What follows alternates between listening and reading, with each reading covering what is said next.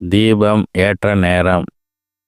தீபம் ஏற்றுவதற்கு உகந்த நேரமாக கருதப்படுவது அதிகாலை பிரம்ம முகூர்த்தமான 4 மணி முதல் 6 மணி வரை, சூரிய உதயத்திற்கு முன் மாலை 6 மணி முதல் 7 மணி வரை, சூரிய உதயத்திற்கு பின்.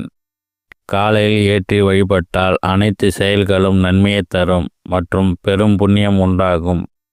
முன்வினை பாவம் விலகும். மாலை 4:30 மணி முதல் 6க்கு இடையே உள்ள பிரதோஷ வேளை சிவபெருமானுக்கு நரசிம்மமூர்த்திக்கும் மிகவும் உகந்தவை. இவ்வேளை தீபம் ஏற்றினால் திருமண தடை, கல்வி தடை நீங்கும் என்பது ஐதீகம். மற்றும் வீட்டில் லட்சுமி வாசம் செய்வாள். விளக்கேற்றும் முறை: ஒரு முகம் ஏற்றினால் நினைத்த செயல்களும் நடக்கும்.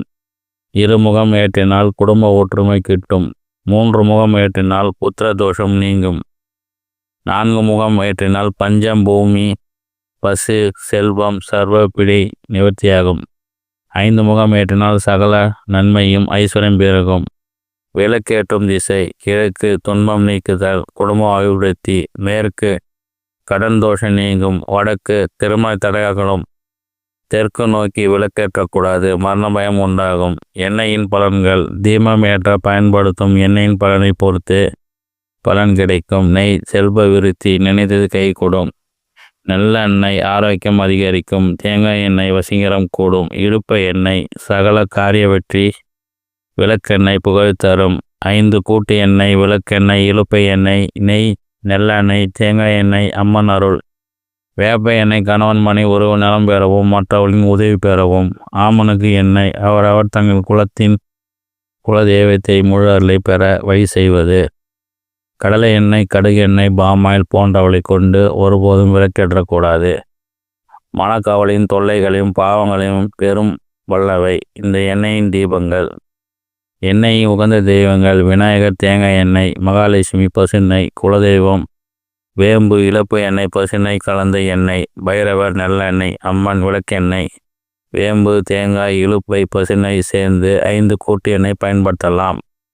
பெருமாள், சிவன், முருகன், பிற தெய்வங்கள் நல்லெண்ணெயை பயன்படுத்தலாம். திரிகளும் வகைகளும் அவை தரும் பலன்களும். திரிகள் புதிதாகவும் கெட்டிதானவும் இருக்க வேண்டும். திரிகளுக்கு பயன்: குத்து விளக்கு பயன்படுத்தும் திரிகளாலும் பயன்கள் மாறுபடுகின்றன. பருத்தி, பஞ்சி, குடும்பம் சிறக்கும், நற்செயல் நடக்கும். வாழை தண்டினார் முன்னோர் சாபம், தெய்வ குற்றங்கள் நீங்கி அமைதி உண்டாகும். தாமரை தண்டு நூல் முன்வினை பாவங்கள் நீங்கி நிலைத்த செல்வம் கிடைக்கும். வெள்ளை ஏற்கம்பட்டி திரி செல்வம் பெருக்கும். புதிய மஞ்சள் துணி நோய்கள் குணமாகும். புதிய சிவப்பு வண்ண துணி குழந்தையின்மை தொடர்பான தோஷம் நீங்கும்.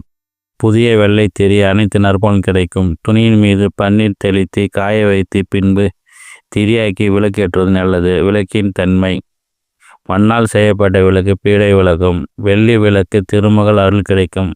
பஞ்சலோக விளக்கு தேவதை வசியம் உண்டாகும். வெண்கல விளக்கு ஆரோக்கியம் உண்டாகும். இரும்பு விளக்கு சனி கிரக தோஷம் விலகும்.